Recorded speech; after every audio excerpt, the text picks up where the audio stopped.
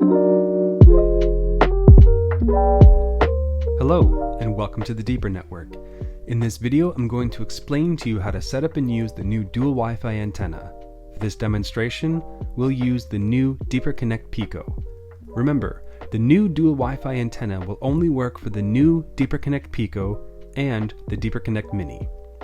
To start, plug in the USB-C to the back of the Dual WiFi Antenna and to the side of the Deeper Connect Pico. Plug in your power adapter USB-C to the other side of the Deeper Connect Pico, and then plug in the power. After about 45 seconds to a minute, check your Wi-Fi. You're looking for Deeper Wi-Fi with a string of numbers. The password is I love Deeper, all lowercase.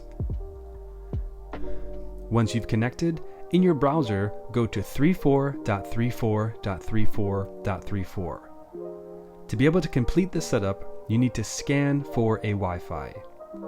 Once you have a Wi-Fi that you know the password for, click Connect, then click OK, and wait for the setup to complete.